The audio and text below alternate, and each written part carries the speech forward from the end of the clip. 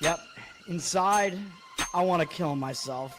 We are on an 0-7 run over the last 2 days. After tonight was just complete bullshit. So that's how I'm going to start off this show. Horrible Sunday, 1-5. I don't even know what to tell you about that. I just don't want to do this anymore. I have never seen anything like this, man. With the slump continuing, 2 straight losses, not a good day at all. 0-4.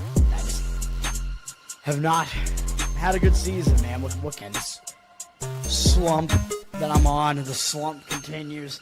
I've reached a new peak, actually. With I'm gonna burn my Bruins hat, man.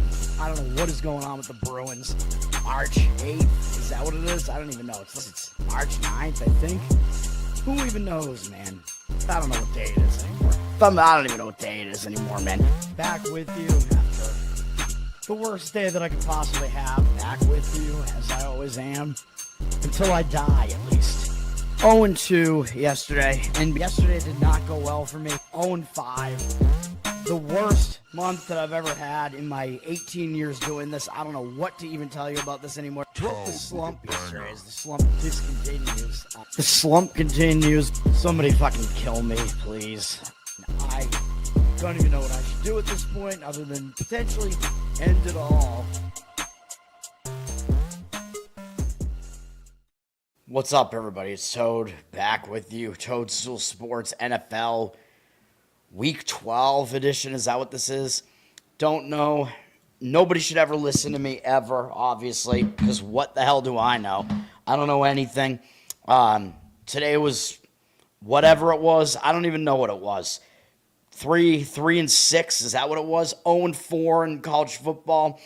Delaware, not even close. Wake Forest, 35 points in the first half.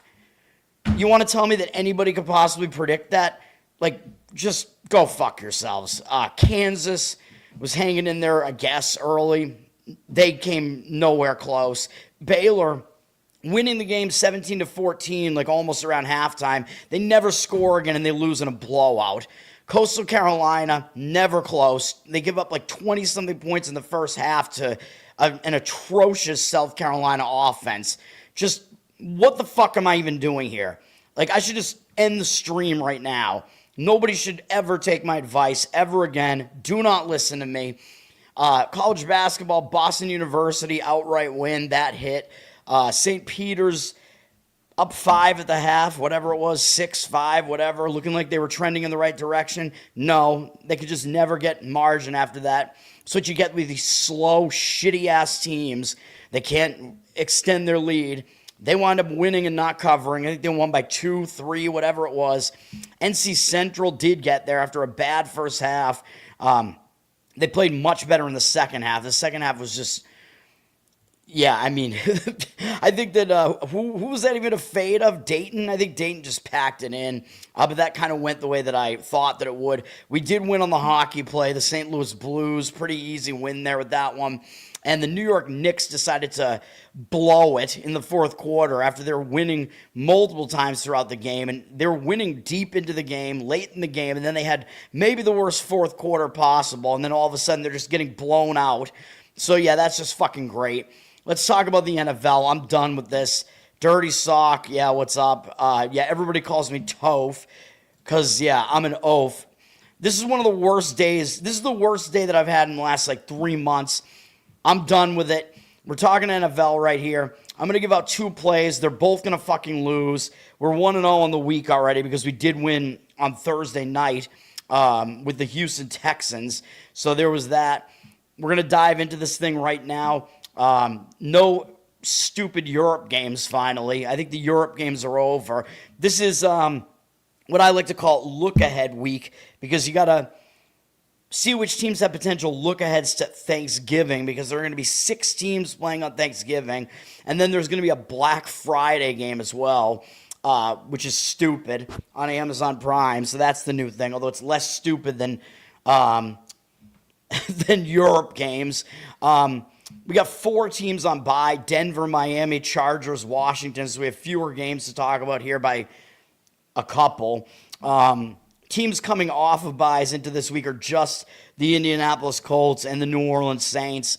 Let's get into it. The 1 p.m. slate, Steelers at Bears. Bears are a 2.5-point favorite. Based on these teams' records, it almost looks like the odds makers are just begging you to lay the points with the Bears here at under a field goal. 55% of the tickets are on the Bears, 58% of the cash coming back on the Steelers. I agree with the Steelers in this one. This was one that almost made my card. The only issue that I really have with it is I actually wanted Aaron Rodgers to not play in this game because I wanted more value. I was like, get that line above 3, and then we'll take the Steelers, at more than a 3-point underdog here. That's what I wanted to do. Because if Rodgers was out, and you know what was going to happen. It was going to be the injured player spot. Mason Rudolph was going to come in, start the game. He's at least an experienced quarterback. And when that happens, you get more value on the line. The team usually steps up their level of play because they know they have to play better with that player, with their star player out. The opponent can kind of take that team a little bit more lightly. All those things. But it looks like Rodgers is going to play, even though he has a broken left wrist. And my left wrist, which was broken a long time ago, snapped the radius and ulna completely. Didn't heal correctly. I can contort my wrist in a whole bunch of weird ways. My wrist all of a sudden is hurting. It's like I feel Aaron Rodgers' pain. I don't know what's going on. I don't know. I have that connection with Aaron Rodgers, man. I just don't know exactly what it is. But I swear, my left wrist feels really bad. I don't know. It seems to be telling me don't bet this game. But I do like the Steelers here anyway.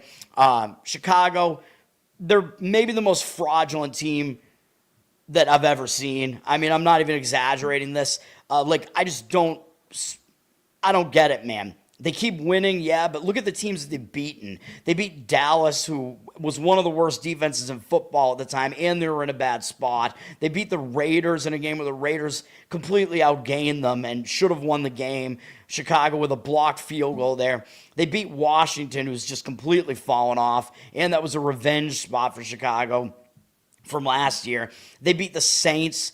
They beat Cincinnati with Joe Flacco and with probably the actual worst defense in the league. They beat the Giants because Jackson Dart got hurt, and the Giants were going to win that game. And then last week they beat Minnesota with J.J. McCarthy just playing like ass. So am I impressed by Chicago? No, I'm not. They're coming off a divisional win against Minnesota, so they could be in line for a bit of a letdown spot here. And what do they have to do next? Oh, yeah, they have to play on Black Friday, the look-ahead spot. They got to play the returning champs, the Philadelphia Eagles here. So, yeah, that's going to be a big game looming up ahead. So I think they might look ahead to that. They might not fully focus on Pittsburgh here. Will Pittsburgh show up? They should, because they need to maintain pace in the AFC North, although they did just come off a nice divisional win, revenge win over the Cincinnati Bengals, and they do have Buffalo next, and then Baltimore. So I do kind of worry because this is a road out-of-conference game. I talk about road out-of-conference games mattering the least on your schedule because the tiebreaker, it's like the last thing on the tiebreaker, even though you do need, your overall record does matter. So I still like the Steelers in this one. I agree with the market. It's just I have some hesitations with it. I think both teams actually could debatably be in look-aheads, and both teams are coming off big divisional wins. So those are my thoughts on that game. If Mason Rudolph is actually going to play, which it looks like that's not going to be the case, and the line gets above 3, I might reconsider that and come in taking the points of the Steelers. But looks like that's not going to happen. But I still lean to the Steelers. Jets, Ravens, give me a break with this game. Ravens down from 14.5 to 14. They're very public. 87% of tickets, 88% of the cash on the Ravens. I mean, the Ravens certainly have the capability of blowing the Jets out here. The Jets seem like they're rolling with Tyrod Taylor at quarterback now. I don't think it even matters between Fields and Taylor. I don't even think it's affecting the line at all. Who even knows what they're doing at quarterback? But I probably would lean to taking the points with the Jets. The Jets do have extra time off. I know they had a big divisional game on Thursday night, and they played okay in the game, and they pushed on the closing line of 13 if you did get the 13. But this game, I mean, it was pretty much out of reach by the end of it, even though they were down only a touchdown going into the fourth quarter. They were down 2 scores pretty quickly into the fourth quarter. And now the Jets do have extra time off here as I hear the stupid emergency broadcast signal. Stop, dude. Like, I'm so fucking sick of that thing. Stop playing it. It, like, freaks me out every time I hear it. But the Jets do have extra time because they played on Thursday, so that could help a little bit. Baltimore, I mean, they don't need style points here. They just need to get in, get out. They are coming off a game where they did almost lose to Cleveland, though, so that does make me think that maybe Baltimore will show up focused. But the thing is, they got to turn around, and they play in the Thanksgiving night game on NBC and Peacock on Thursday Night Football against division rival Cincinnati. And it looks like Joe Flacco's not coming back this week, but he might be back next week. So that might be a big-time look ahead, because if Flacco's going to play, or excuse me, Flacco, Burrow, the two Joe O's, Joe Burrow might be coming back, and it might not be Joe Flacco anymore. So that's what I meant to say. So there's the potential that Burrow comes back, which might make that Cincinnati game be a bit more of a look ahead. And it is still a big game because Baltimore's sitting at 5-5, so they got to beat these divisional opponents, man. They need to beat all of them, and it's a quick turnaround time, big primetime game. So Baltimore, they are coming off that other divisional game against Cleveland. I know it's Cleveland. I know Baltimore almost lost as a big favorite, but on the other hand, Cleveland is a punishing defense. Baltimore's coming off that, and this looks like a game they just might want to just get in and get out. So I would actually probably take the points with the Jets the more that I think about this game. It's a fairly low total of 44, but I mean, I wouldn't be shocked if the Ravens just easily won that thing and covered as well. So that one is not even one that's really on my radar. Giants and Lions. It looks like we will not have Jackson Dart back in this game, because I was thinking if Dart is back, then you're going to get the reverse injured player spot coming into play for the Giants here. So, the star player comes back, get a little bit more line value fading that team. The team might breathe a little bit of a sigh of relief, although the Giants, they're probably going to try to show up anyway. I mean, they're a losing team. They probably are just going to show up for a lot of different games, including one against a good team like the Detroit Lions. Lions probably have reason to show up as well, though. The Lions are up from 11.5 to 13, although I think that was probably because the 11.5 was probably going to be where it was if Jackson Dart was playing, or maybe it was kind of in the middle there, like not knowing who the quarterback was going to be, but it will be Jameis Winston again. And I like him. I mean, the Giants, they played decent last week, right? Like, I think I gave out the Giants as a play last week, and they covered barely. If you got the 7.5, which was out there, they at least pushed for you, I think, on the 7 against Green Bay, and they had chances to win that game. Winston, he was okay in the game. He wasn't terrible.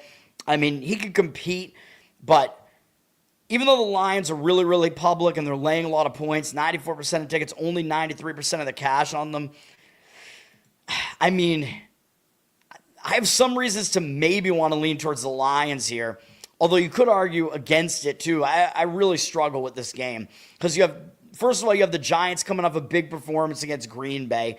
So will they be able to put in that effort again against another good team? I don't know. Maybe. They will at least. You're at least probably going to get focus from the Giants on a good team like the Lions. Now, the Lions, they're coming off a Sunday night game where it was a big game, but they played horribly against Philadelphia. They only scored 9 points, and everybody was trashing Dan Campbell for that game because they were 0 for 5 on fourth down. I think he kept going for it on fourth down. That's just what he does, man. So I do think that after a loss like that where they looked really bad in primetime, even though it was a big game against Philadelphia, I think you could argue that it's going to be one of these Dan Campbell rally games after a loss. Like, you know what he does after a loss. He gets really pissed off. He wants to come out and make a statement, and he tries to run up the score. So you might see Dan Campbell come out and do that here, man. And we've seen that this year. We've seen it every time, basically. They lost to Green Bay. What did he do? He ran up the score against Chicago and Ben Johnson, and they blew them out. After they lost to Kansas City, a big game again. So these two losses were big games. That was a primetime loss. What did they do? They came out and they won and covered against Tampa Bay, although they didn't score a lot, but still, statement. Then after they lost to Minnesota, ugly loss there, what did they do? They came out and they blew out Washington, although that was also a playoff revenge spot there. But I think the I think the Lions are going to show up here. Although one hesitation would be they do have a huge game on Thursday. On Thanksgiving, they're playing against Green Bay in the big Green Bay afternoon game on Thanksgiving. And that is a huge revenge game as well as a divisional game because Green Bay beat Detroit in the first week of the season. So could be a look-ahead spot for Detroit here. So, I mean, you could make the argument that this is a sandwich spot because they are coming off a primetime game against the Eagles. Huge game. They do have Green Bay up next, but the argument still does exist that Dan Campbell's going to be pissed off and probably want to just try to blow out this Giants team. I mean, I don't think I would want to lay the points with the Lions. I mean, if you force me to pick this game, I might say still take the points with the Giants. I mean, I worry about that because this reminds me of that Lions Redskins game, if you want to call it that, where the Lions just statement, they just blew them out. Although this game is not a playoff revenge game like that one was, though. I think if you want to play this, the total is going up higher and higher, and you do think the Lions are going to show up and, you know, just have something to prove. Lions over their team total, again, like in that Redskins game, I think makes sense here. They should probably be able to do it, even though you're going to be asking them to probably score about 30 points in the game. I think they probably will do it. I mean, they haven't been held to fewer points than that by most teams, and the Giants are not really that intimidating of a defense. And the Giants, I mean, the Giants are really hurting on offense, though. I mean, we already knew that, though. That was already the case last week, though. So they're without Dart, Scatterbo, and Neighbors here, although they've had some guys filling in decently, I guess, with Tracy at running back and Slayton, I guess, is their number one wide receiver right now. I don't know. But that's a difficult game to figure out, man. It really is. All right.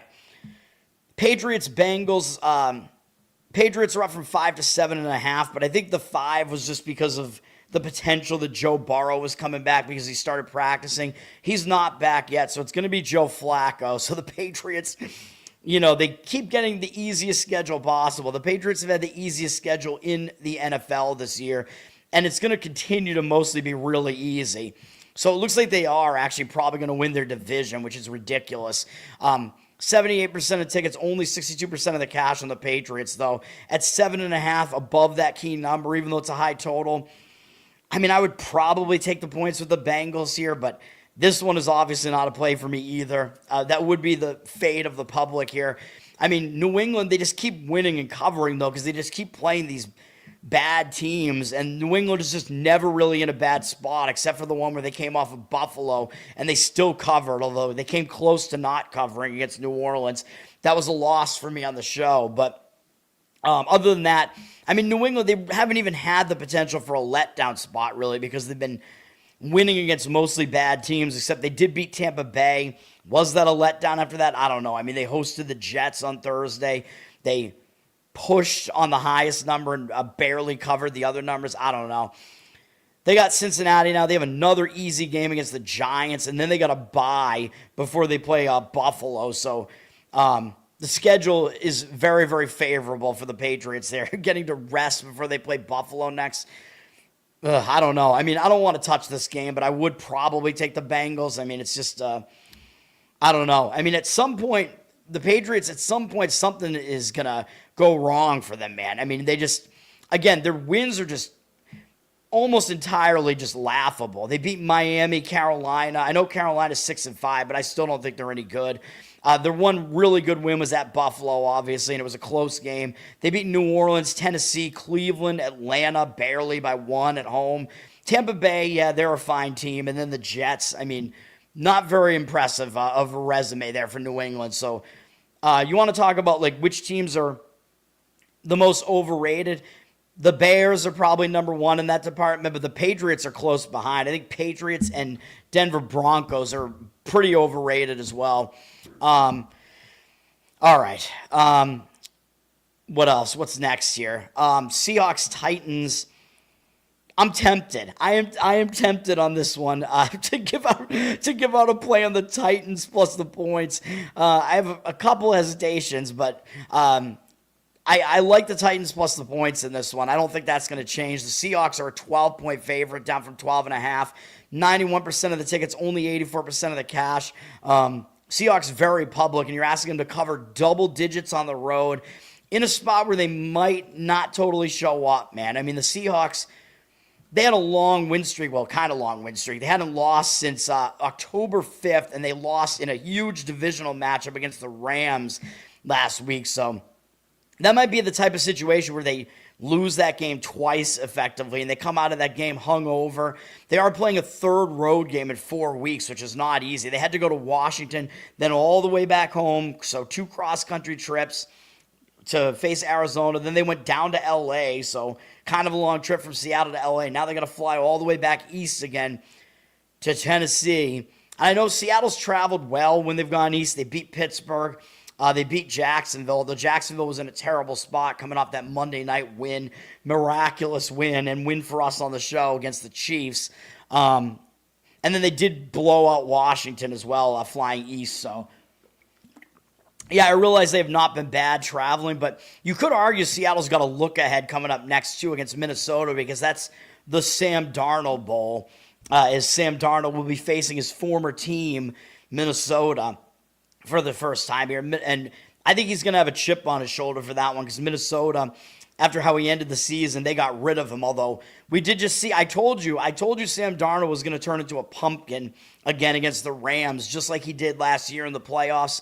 And in these big games, he just seems to cave to the pressure, and that is what happened. Now, my hesitations with Tennessee here are, number one, Seattle was way better than this final score looked here. Seattle was losing this game, but they dominated the game yardage-wise. They outgained the Rams 414 to 249 in the game, out-first down them 26 to 12, and outpossessed them basically 38 to 22. So Seattle dominated this game statistically. Problem was Sam Darnold threw 4 interceptions, so he did become a pumpkin in that respect, and his hair makes him look like one. So, yes, that did happen, but you could argue that's a bit of an outlier, and Seattle was way better than they looked there. And for Tennessee, they are coming off a really tough loss against a good Houston defense. Houston might be the best defense in the NFL, man. They're really good defensively, and Tennessee came close to beating them, and that was one of our winners on the show last week, because I talked about how Houston was in a bad spot. Houston was coming off the big divisional comeback win over Jacksonville, and they had the quick turnaround to have to face Buffalo this week. So I thought Houston was caught in a bad spot there. They did win, but Tennessee almost won the game and covered. So I worry a little bit about Tennessee after that. But Tennessee, pretty favorable that they're playing 3 games in a row at home. And if you look at what they've done recently, I mean, they since October 19th, they've had all home games, including this one, and the only trip they made was to Indy, which is not a long trip. So the travel spot is very, very favorable to Tennessee there. So, yeah, and I do think the Seahawks, you could definitely argue they're in a sandwich spot there. So I'm pretty tempted, to be honest, to give out the Titans plus the points.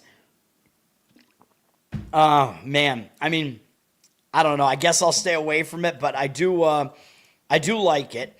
All right. Next, we have Vikings-Packers. This is a big divisional matchup, man. Packers up from 5.5 to 6.5. 70% of tickets, 74% of the cash on the Packers. Money is coming in on the Packers, although I've talked about the Packers, man. When the Packers have been a 6.5 point or larger favorite, they have not covered the spread a single time yet.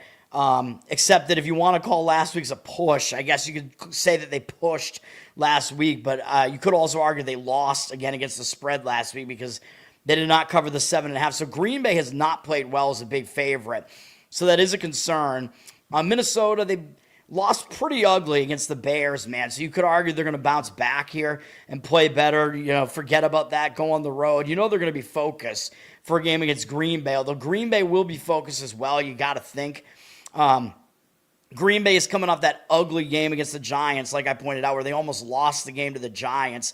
Probably they were looking ahead. I mean, that was part of my handicap. Green Bay coming off that tough game against Philadelphia. Plus, it was an injured player theory spot for the Giants where they were going to step up their game with Jackson Dart out. And then Green Bay did have Minnesota coming up next. So the part of that handicap was that Green Bay was going to show up focused here for Minnesota. Although Green Bay, they do have to turn around and host Thanksgiving. They go to Detroit on Thanksgiving. They got to turn around and play on Thanksgiving at Detroit, which seems like Green Bay does play Detroit a lot on Thanksgiving. That's a big game, man. And of course, those teams do not like each other. Green Bay did already beat Detroit once, but of course, Green Bay and Minnesota don't like each other either, and this is still a divisional game, so I don't really think Green Bay is going to overlook Minnesota here, man, because they need to keep winning these divisional games. And with the Lions very close to them in standing, I don't know. I probably would still lean to taking the points of the Vikings, though. As ugly as that sounds, I think the spot is a little bit worse for the Packers because there is still that look-ahead component to it, and because the Vikings looked even worse than Green Bay did last week. And due to Green Bay's very poor track record this year as a big favorite. Colts and Chiefs, really good game. Chiefs down from 4.5 to 3 with juice here. 64% of tickets, only 60% of the cash on the Chiefs. So the Chiefs surprisingly are public, and you would think that the public would be just jumping out of their seats to grab Indy here, right? Because how could the Chiefs at 5-5 be favored against an 8-2 Colts team? The odds makers are telling you the Chiefs are the better team, so that gives me some pause. Like when I first saw that line, I was like, yeah, it makes sense to look towards the Chiefs in this game because the odds makers are telling you they're the better team. The Chiefs have basically inverted from last year, where you remember last year the Chiefs won all these one-score games last year, right? Like they were getting really lucky. They were getting ref help. So they were very overvalued last year because they won a lot of games. They won every single coin flip game almost last year. But this year, it's been the exact opposite. This year, every one of their losses is a one-score game. I think all their wins, I think, were more than one-score victory margin. So all the one-score games they played have been losses as well. Which is insane. So, that to me seems unsustainable as well. So that would have me kind of looking towards Kansas City because they're not as bad as their record would look. They gotta win, man. They got to get above 500 here again, or they might be in trouble. They look like they have no chance to even win their division at this point. Although, hilariously, they're still they're the team with the best odds to win the AFC right now still, which is crazy. The AFC Championship. Obviously, Kansas City's not going to win their division at this point. Now, Indianapolis is coming out of a bye, and they did have to go to Berlin and play against Atlanta. It was a nice win for Indy, even though they came close to losing the game. They won in overtime. Now, yes, they have a week off, but they are still traveling back from Berlin, which they're not that familiar with doing. And they did go into the bye on a good note. So I talk about that. When a team goes into the bye on a good note, sometimes that bye can hurt their momentum and stall them out coming into this one. They are going into Arrowhead. I don't know, man. I want to lean to the Chiefs in this game based on pretty much everything that I see here. Chiefs, the only thing that I would say that's bad for the Chiefs is they are coming off a big divisional game. They're having to play 3 big games in a row, really. They played Buffalo, although the Chiefs went into a bye after Buffalo, so actually that kind of mitigates the whole thing. So they came out of the bye, so they were rested coming out of the bye at least. And they lost to Denver last week in Mile High, but they are having to come out of elevation now. And Denver is a punishing defense, man. And as I keep saying, teams that play Denver, they don't do particularly well in the following week. Although I think Houston broke that trend, winning after they played Denver.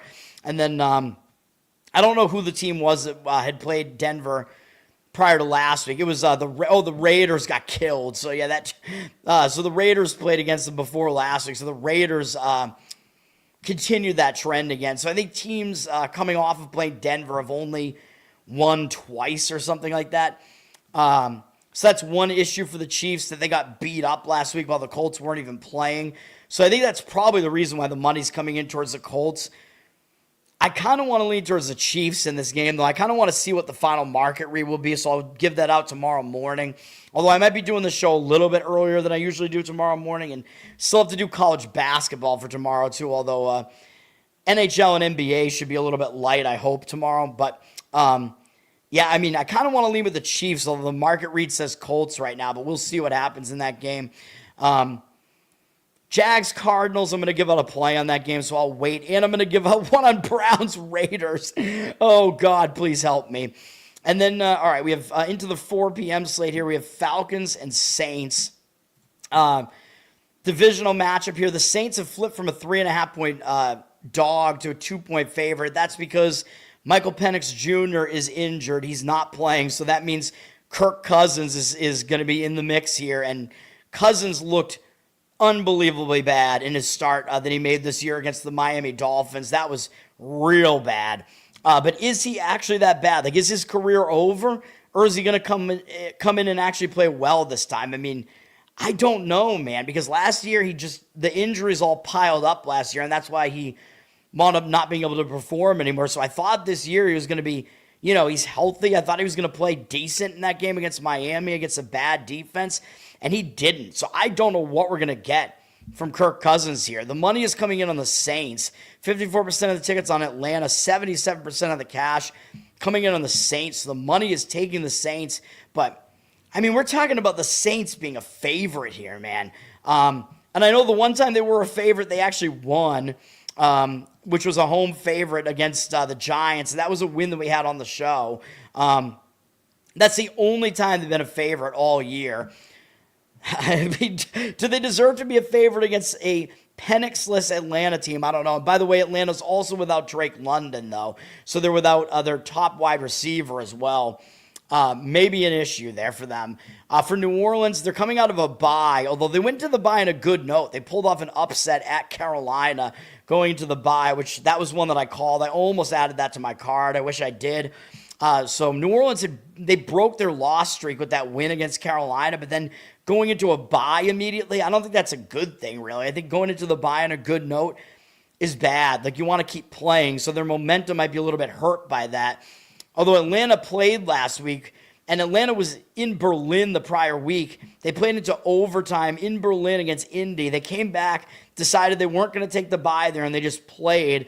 And they lost that divisional game, getting season swept by Carolina, also in overtime. So New Orleans, they are the way more rested team here, man, and less traveled team, because the last 3 weeks, Atlanta had to go up to New England. They played them to within 1 point. They went all the way to Berlin, went to OT against Indy. Then they came back home, didn't have a break, and they lost in OT to Carolina. So the rest situation is definitely not good for Atlanta. So that is one major concern there. I mean, I guess for now I guess lean to the Saints, but you still have the fact that it is an injured player spot for the Falcons. So, they theoretically they would step up their game, and you're getting line value on the Falcons because the line probably has overreacted a little bit, moving from plus 3.5 on the Saints to -2. I mean, that is what the injured player theory is all about. The line overreacting to the injured player, the team showing up to compensate for that fact. But I don't know, man. The rest spot is just really, really bad for the Falcons. So that might outweigh the injured player spot. And when we're talking about a line right near, like, basically a pick the winner, I don't know, man. The public still doesn't really want the Saints here. So, I don't know. For now, I guess I slightly lean to the Saints, but I, of course, don't love it. Eagles, Cowboys, this is almost one that's on my card here, man. We're getting a little bit less line value on it. I like the Dallas Cowboys in this one. The Eagles are down from 6 to 3 here. So the line has moved towards Dallas. 59% of the tickets, only 51% of the cash on Philly. So the public is on Philly. Yeah, I like Dallas for a number of reasons here, although I have a couple of hesitations with Dallas. Philly's coming off a nice, they're coming off back-to-back primetime wins. They won on Monday night at Lambeau Field, and then they turned around and they won Sunday night against the Lions. So they had 2 huge wins against 2 good teams, Green Bay and Detroit. Now they got to go face Dallas, and after this they have to go face Chicago on Black Friday. So that's going to be a big game. I mean, it's an isolated game on Friday, so quick turnaround time to face Chicago. And, of course, as we know, Philly did already beat Dallas this year to open the season, which was a winner for me on the show. Dallas covered the spread in that game, at the very least. That was a weird game where the game was 21-20 at halftime, and then the lightning delay threw everything off, and then the Eagles scored 3 points in the second half, and Dallas didn't score anything. Very, very odd. So that might make that that makes that game look a lot lower scoring than it probably should have been. So there might be some value going over in this game as well. The total did already drop, though, from 50 to 47.5. I mean, if you do like the over, 47 is a key number, though. So if it gets even lower, down to like 47, maybe going over makes sense. But 79% of tickets, only 63% of the cash on the over. So the money is seeming to say otherwise. It's seemingly saying under here, but I prefer the Dallas side because this does look kind of like a sandwich spot for Philly, even though I know this is a divisional game. So that's kind of my hesitation with it, is that, and Philly didn't play particularly well in the first game against them. So because it is Dallas and these teams hate each other, I still kind of think Philly will show up. But coming off 2 primetime games is difficult. Thing is, Dallas, they're in a very, very weird spot where Dallas is on a short week because they played on Monday. And then after they play Philly, they have Kansas City on Thanksgiving because, as we know, Dallas plays on Thanksgiving, which, by the way, I forgot to mention that for Kansas City. Kansas City does have a look ahead potentially to this Thanksgiving game, although I think this game means less to Kansas City, though. It's a road out-of-conference game for Kansas City here, so just to add to that Kansas City Indy game there, I think Kansas City will have more focus on an AFC opponent that's good like Indy and care a little bit less about this Dallas game here. Now, Dallas, I don't think they're going to look ahead to the Thanksgiving game either because that is also an out-of-conference game, and I think Dallas wants this game against Philly more, I would imagine. Now, my hesitations are Dallas looked good on Monday night in primetime in front of the primetime audience, although I know Disney's making it so nobody can see it anymore, but Dallas did look good. And then, of course, they do still have this weird scheduling spot where it is a short week because they got to play on Thanksgiving. It is still a big deal for Dallas, though, on Thanksgiving because they do host that game. It's a big annual tradition. So, I mean, it's a weird spot, man. The last time I saw a spot like this where you had a team coming off a Monday night game and then they were having to play on Thursday was, I think last year it was Seattle hosting the Giants, and I considered it to be a major sandwich spot.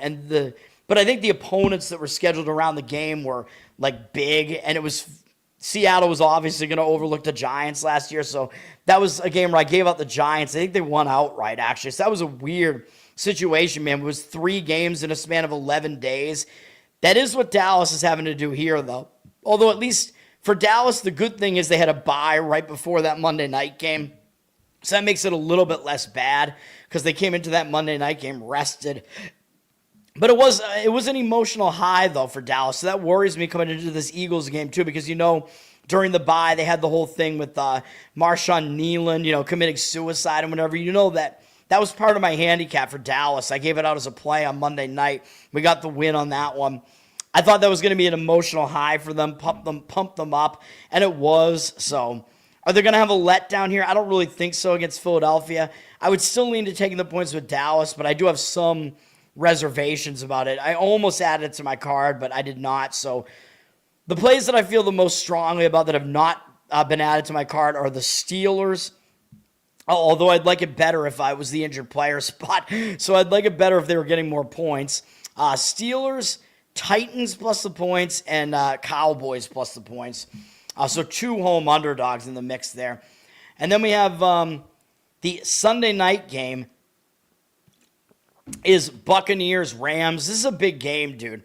The Rams are up from 6 to 7 here now. 65% of tickets, 73% of the cash on the Rams. The public likes the Rams, especially after what they saw last week with the Rams beating Seattle.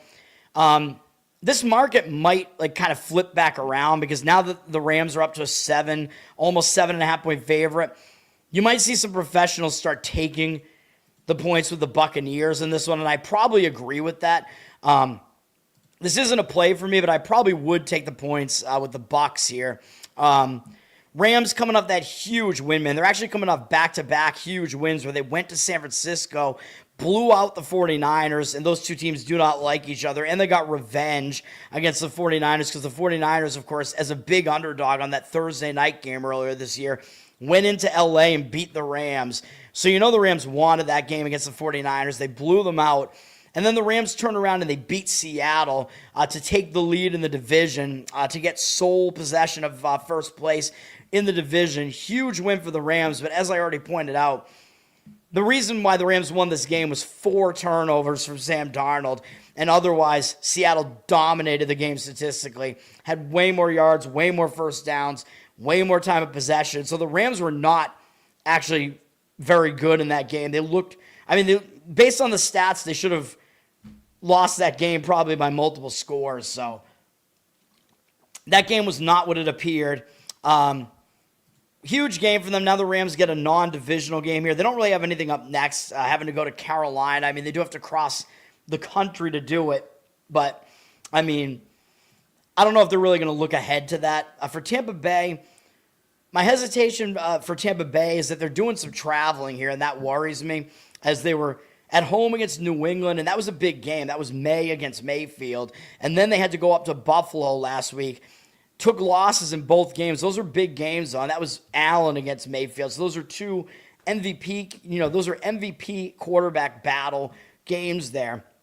I'm not sure Stafford is in the mix for the MVP or not, although he's been pretty good this year, I think. So maybe you could argue this is a third straight, big quarterback matchup. But Tampa Bay, it's possible they get a little bit tired out here because they did have to go from home up to Buffalo.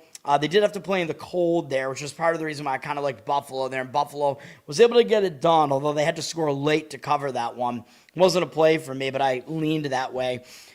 Now Tampa does have to go across country, man. They got to go to the Pacific Coast. And when they've done that this year, they did it once. They had to go to Seattle, and they actually won that game at Seattle. So they actually played fairly well, although that was one of the games where Tampa had to win late, which has been what they've done most of the time.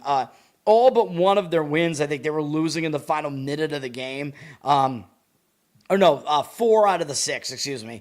So the most recent 2, that wasn't the case. But the first 4 wins of the season, they were actually losing in the final minute. So Tampa, they've been on the right side of some coin flip games there, of a bunch of coin flips. Although they did lose multiple one-score games as well, though. But now flying out to the Pacific Coast, though, I talk about this for an East Coast team going out to the Pacific Coast for a late-night game. That can kind of mess with your biological clock, so that does worry me a little bit about Tampa having to do that. So I'm staying off it, but I will lean to taking the points of the Buccaneers here. And then we'll talk about the Monday night game. Jay Forte, what's up, man? The Dolphins, yeah, they're obviously a lock. Since they're not playing, then yes, they're obviously they're a lock to not win. Yes, sir, that's gay, but love you guys as well. All right, we got Monday night is Monday night is Panthers and 49ers. The 49ers are the public side. I'll talk about this again on Monday night and see if the market flips on this. I'm not going to give out a play on this one, or highly unlikely to at least. 77% of tickets, 84% of the cash on the Niners. The Niners have gone up from 6 to 7 with juice, so actually a pretty significant move on the Niners through the key number. We'll see if any money comes back in on the Panthers, fading the public here. And the public, on Monday night, they try to bail themselves out, so the public play in these night games is usually not a good idea, but in this case, I kind of lean to the 49ers, man. At least for now, the cash does seemingly agree with it, even though they're also going to be a public side. I just don't think Carolina is anywhere near as good as they look, man. They're 6-5, I know, but they caught Atlanta in a really bad spot. This is a game I gave out a play on the Carolina side in this game, the 30-0 game. And if you look at this game, Atlanta outgained Carolina by over 100 yards in the game. So, Carolina did not even deserve to win that game, really. And they caught Atlanta in a terrible spot. Then Carolina beat Miami. They beat Dallas. Dallas, bad defense at the very least. And Dallas having to travel east, whatever. I think it was a bad spot for Dallas, too. And then Carolina beat the Jets. Then, yes, they beat Green Bay. But remember, that was a play for me on the show as well. Green Bay was in a terrible spot in that one. And then Carolina beat Atlanta again, but Atlanta was coming back from Berlin with no time off, which I think at this point we've established that that's not a good idea. So Carolina, their resume is not really what it looks like, man. It's actually not that impressive. They're not as good as this record looks, although I know Bryce Young had a really good game last week. But now they're playing another road game. Carolina looking at their schedule here, I mean, look at all these road games recently. They went to Green Bay again, like as I already mentioned, and pulled off the upset. They came back home, lost to New Orleans. Then they had to go down to Atlanta. They got the win there. I know that wasn't a big travel spot, but now third road game in 4 weeks. They're having to go out to the 49ers and play one of those dreaded primetime late night games for an East Coast team. And in this case, I think it might not be good for them. Carolina's only gone out west once, and they didn't go 3 time zones over. They went to Arizona, who I think is Mountain Time, and Carolina, they didn't win that game, and I know they only lost by 5, but the game wasn't really that close. They were losing 27-3 late in that game. I remember because Arizona was my survivor that week, although I don't want to talk about what happened to me in Survivor later. Don't want to talk about that Kirk Cousins game. But for Carolina, yeah, they didn't do that well in that game, even though I think they actually did outgain Arizona in that game, but it was not a good game for Carolina. And that was the only time they had to fly that far west. So I do kind of worry about that. Carolina, they haven't been very good in some of these travel spots here. They've lost most of their road games. What is it? They've lost 4 out of 6 of their road games. Is that what it is? No, they've lost 3 out of 5. My mistake. Whatever it is. Or no, they're 3-3. My apologies. 3-3. They've won their last 3 road games, but still, yeah. I mean, I kind of lean to San Francisco. I know San Francisco's coming off a divisional win, this is kind of my hesitation with it though, is that San Francisco, they were not nearly as good as it looked in this game. They destroyed the Cardinals on the scoreboard, but if you look at this game, Cardinals outgained San Francisco by over 200 yards. They outgained them 488-281. So the 49ers defense was really bad in the game. Cardinals were -3 in turnovers, which was basically the reason they lost the game. Cardinals, they had the same number of first downs, so the Cardinals did dominate the time of possession by about 9 minutes, almost 9 minutes. So the game wasn't really what it looked like on the scoreboard, but it was Brock Purdy's first game back, and I did talk about that. I leaned to the Cardinals in that game there. And part of that was that Brock Purdy was coming back after a long absence. And, I always talk about that, the injured player, the reverse injured player spot. When your starting quarterback comes back, sometimes it's like a chemistry issue. He's got to get used to playing in a real game again, etc. But that does mean that I think the 49ers are in a more positive spot this week because of that. Because that does mean it's the second game now with Brock Purdy back. So they should be a little bit better because now they're adjusted having him back. He's adjusted to it. So I think that will be a little bit better for the 49ers this week. So for me, yeah, at least for now, I'm slightly leaning towards the 49ers in this game and laying the points. Although I know San Francisco's only 2-2 at home, so they're actually better on the road this year. So they don't have that much of a home advantage so far this year, but we will see, man. And their home games haven't been that easy, though, really, except for Arizona. I know they barely won that game, but they played Atlanta back when Atlanta was playing somewhat well. They played Jacksonville, who's okay, and then they played the Rams at home. I mean, those are not the easiest of opponents. All right, let's go to the best bet segment. Probably only about an hour on the show, which I like. Hell yeah. We're efficient here, man. But it does mean that it's because I'm not interacting with people because there's nobody commenting. But let's go to the best bets. These are bad, dude. And these, you might want to wait on both of these and see if you get a better number because they're both on the wrong side of a key number right now. Though I'm still going to recommend playing them anyway. First one up, we're gonna go with the Las Vegas Raiders minus the 3.5. I mean, I don't know if we're gonna get 3 on this. Obviously, 3 is much more preferable. Although the consensus number right now is 4 even money, up from 2. I know we could have gotten the 2. I know this is a horrendously low total at 36, and it's like you never really want to lay points with a total this low. I mean, if you want to find like a Raider money line and parlay it, that makes sense as well. But I think the Raiders are going to win this game, dude, against the Browns. 62% of the tickets are on the Browns. The public are on the Browns. I mean, that's a red flag to me right away that the public are on the Browns. 60% of the tickets, so the public is on them and less of the money is on the Browns.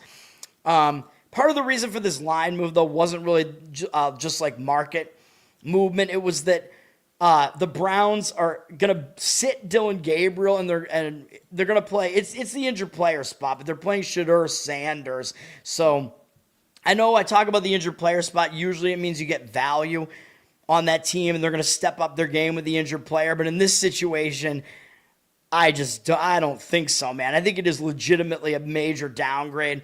Shedeur Sanders is going to be starting this game because Dylan Gabriel's actually hurt. Yeah, I don't like it. And the thing about that is that the Browns, so since the Browns' inception, because the Browns are an expansion team, the real Browns, the original Browns, are actually the Baltimore Ravens now. Thanks to Bill Belichick destroying their franchise and then Art Modell moving the team away. Belichick, not actually a good coach. Where was I going with that? Oh, yes, the Browns, as an expansion team since 1999, they have had 17 different quarterbacks make their NFL debut as a starter, as a member of the Cleveland Browns. You want to guess what the Browns' record is in those games where they have a new quarterback making his NFL debut for the Browns? It's happened 17 times since 1999. The Browns in those games are 0-17. They've lost every single one of them. So that is not a good track record, man. The Browns, great track record with drafting quarterbacks for the Cleveland Browns, man. And as I was alluding to, the Browns, they're also a public side now, and that's a red flag because the Browns, they were an anti-public underdog last week against the Ravens, right? So the public wanted the Ravens last week. The Browns were able to cover the game as an anti-public home underdog. And now the Browns, they're not a favorite, but the Browns are, I might have misspoke, but misspoken. But the Browns are now a road public side here. That's a red flag, dude, when the public flips sides like that from one week to the next. And I think this is going to be a difficult spot because the Browns, they really played their guts out last week against Baltimore. And that was a huge divisional game for the Browns, and they almost pulled off the win. That was a tied game in the fourth quarter, man. And they might have been able to win the game if Sanders didn't have to come in. Sanders was horrible in the game, although Gabriel wasn't good either. But Sanders was 4 for 16 with no touchdowns and an interception. Just awful. And, he got sacked a couple of times there too, which might happen as well in this game. But, yeah, I'm not going to trust Sanders at this point, even though I know it's the injured player spot. The team might step up their game a little bit, but they almost beat the Ravens, dude. That would have been a huge game. For the Cleveland Browns, a team like this where they're dead for the season, there are only certain games they're going to get up for, and those are going to be like primetime games or huge divisional games. And guess what this is not? Yeah, it's not either one of those things. They're going on the road to the Pacific time zone to face the Raiders. Do you really think this is going to be a game the Browns are going to get excited about? I don't see it. That game against the Ravens is a lot bigger.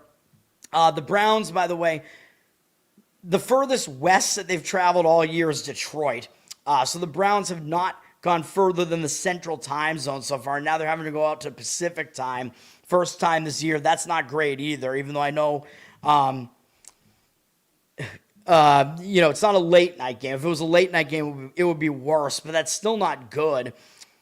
And as far as the Raiders, well, I'll talk about the Monday night game that they played in a second, but the other thing about the Browns, before I get off of the Browns, is that the Browns have also lost every single one of their road games, and they haven't covered any of them. They're 0-5 in their road games, losing by, losing by 24 to Baltimore, although I know the game was a little bit closer than that down the stretch. They lost by 24 again to Detroit. They lost by 14 to Pittsburgh, and they lost by, 19 against the Patriots, and then 7 on the road against the Jets, although I know that was a misleading result against the Jets, I know. The Jets had 2 kick return touchdowns in the game or something like that, but still, the Browns, they've lost 4 out of 5 of their road games by multiple scores. That is not good. They've lost 4 out of 5 of them by double digits. So they've been awful on the road. For the Raiders, I think the Raiders might show up for a game here because they look so bad on Monday night. And a lot of times when a team looks bad in a primetime game like that, they'll refocus in the next game. And there's maybe a little bit more value on them too because the public basically saw that happen. And you remember I had Dallas in that game. I thought it was a good spot for Dallas.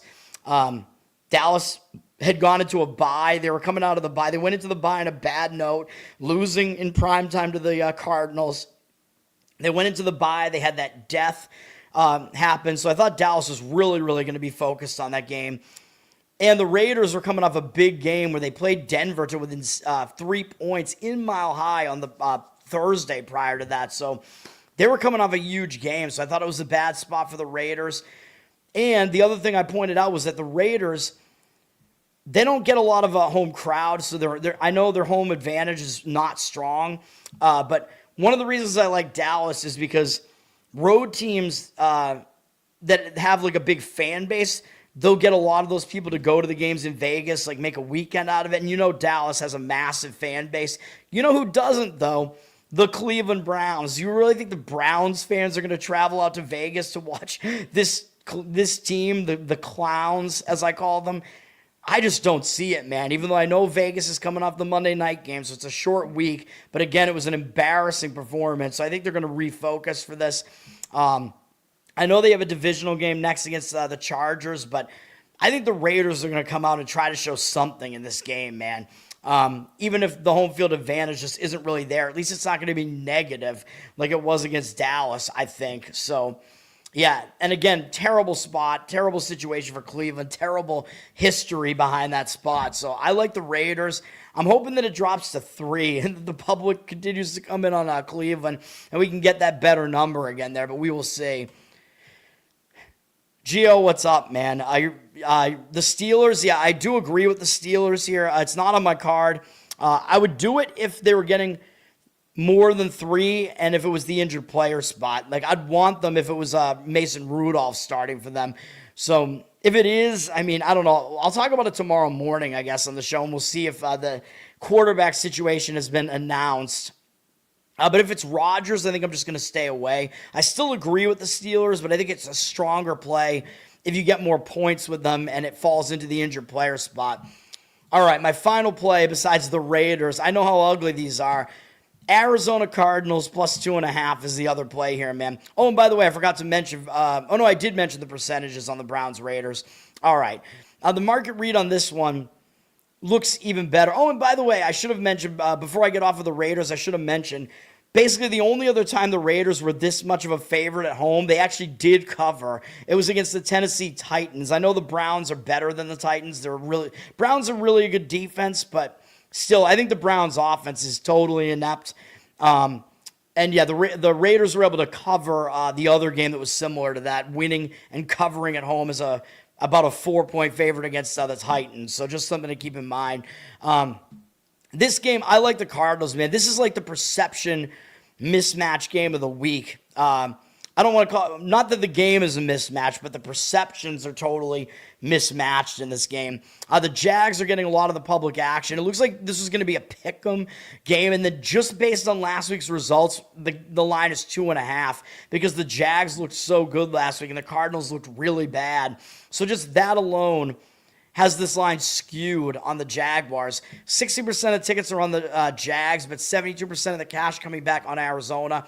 I agree with the money in this one, taking the points with Arizona. I'd like to get 3. I don't know if we're going to get 3 on this or not. Obviously, 3 is a key number. We might not get it. I would still do it at 2.5 and put some on the money line. I do think Arizona's going to win the game outright. So hopefully we get that. But of course, I prefer to take more points if we can. Now, what did Jacksonville do last week? They totally embarrassed the Chargers. We saw that last week. I almost gave out the Jags as a play. I probably should have last week. They were one of the ones in my pick 5 where I'm in the money. Of course, my pick'em pool, my money pick'em pools in college football are completely dead because of today. Awful. But NFL, I'm really hot, and I had the Jags as one of my plays in those last week.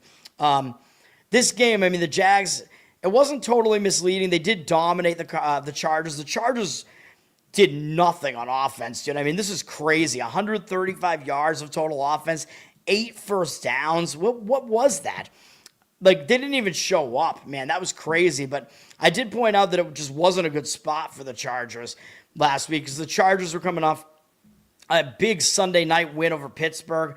They had to go out to the Eastern time zone where I didn't love it because the other times they did that this year, they did not play well. So they repeated that, and they were going into a bye after it. So I think they might have started looking forward to the bye as well. So they got caught. Jacksonville was in a better spot after Jacksonville had blown that game against Houston where they were winning the game late. Although, no, Houston actually did dominate the game statistically, I'm pretty sure. But the Jags blew that game late, so I thought it was a nice bounce-back spot for the Jags. But now I think the tables have turned, and this is a bad spot, man. It's a road out-of-conference game, so I always want to look the first thing I look at is, do I want to play the home team there? Because the road out-of-conference games are the least meaningful on your schedule, like I said, because it is the least, it matters the least as far as the tiebreakers at the end of the year. For the Jags, they did travel west to San Francisco and win the game, so I know they did do well in that one. But other than that, they have not covered on the road. So on the road, the Jags, I know they should have covered against Cincinnati. I get it, and they wound up not covering at the very end of the game. That was the game that Joe Burrow got hurt. Jake Browning somehow led Cincinnati to a win there. Don't know how, but the Jags blew that game, so they didn't cover in that game. They did win and cover at San Francisco, so that was a good one. But other than that, their other road games, they won barely and did not cover at the Raiders, so not good. And then they lost that game to Houston, blowing that lead, and Houston dominated them statistically. So the Jags have not been good on the road. They're 1-3 against the spread on the road, and now they're laying another favorite price here. And as a favorite on the road, I think it's a lot worse because the games against Cincinnati and San Francisco, they were underdogs. And I think they might have been an underdog at Houston, too. So the only time they were a road favorite, they did not cover against Vegas. So that's not good either. And they do at the very least have a divisional matchup up next. I know it's only against Tennessee. They haven't faced Tennessee yet. I know it's not really a cause for a look ahead, but still, I think it's a mismatch here, man. A mismatch, not a mismatch, but it's a mismatch perception spot again, like I said, where one team was way too good last week, looked way too good, and one team looked way too bad. And when that happens, you want to fade that sentiment. So last week, the public didn't want the Jags at all. So the public has completely shifted their perception. Again, that's a red flag. So the Jaguars, I mean, this is crazy. So the Jags last week, they were a home underdog, and the public didn't want them at all. The public was fading them. The public was on the Chargers. Now the Jags are a road favorite, and the public is all over them. And when you see a shift like that from one week to the next, you know it's because of some mismatch, like perception there. The perception has shifted way too much of it to way too much of a degree. It's an overreaction to one game. And the other part of that overreaction was the fact that Arizona got blown out by San Francisco. So nobody wants Arizona. They're only 1-4 at home. I know, I get that. But this game was very, very misleading, as I already pointed out. Arizona dominated the game statistically. They outgained San Francisco by over 200 yards. They were -3 in turnovers, which was the reason they lost. And they had 17 penalties. I mean, that's insane. That might be the most that any team has committed all year. They lost the penalty battle 17-1. I mean, come on, man. The refs looked like they had it out for the Cardinals in that game. Like, that almost makes it look like the game was rigged against the Cardinals. I mean, that's just insane. So that's another part of the reason. They should have won this game based on the statistics. And then, as I said, they won the possession battle by 8 to 9 minutes. So this game was very, very misleading. The other thing that happened in this game is Jacoby Brissett, he set an NFL record for number of completions in a single game with 47 completions in the game. Although part of that was because they had to throw the ball a ton because they were losing the game, so I get it. But still, that was crazy, dude. Jacoby Brissett, he's been better than Kyler Murray. Murray's not coming back. Brissett's the guy, and he's been fine. So I'm fine with him in this game, too. And again, Arizona looked way worse than they actually were in that game. Arizona's coming off 2 bad losses, 2 ugly blowout losses. The other was against Seattle on the road. I thought Arizona was going to cover that spread. They didn't, but whatever. I mean, if you look at that game, I don't know if that game was statistically close, though. Let me see. It actually was. I mean, Arizona only got outgained by whatever that was, 30 or something yards in that game. So that game was statistically pretty close, too. So both of those blowout losses were not what they appeared to be for Arizona. And their 4 other losses were by 1, 3, 1, and 4. Oh, and 4 again. So they lost every other one of those games by single-digit numbers. And I know this one's only 2.5, but still, the Cardinals have been playing a lot of these games close. I do think they're going to win the game outright, although I would take the points. If they're giving you the points, take the points and then put some on the money line. But hopefully we get 3, but I like it anyway. We're going to go with the Arizona Cardinals there, and that's going to do it, man.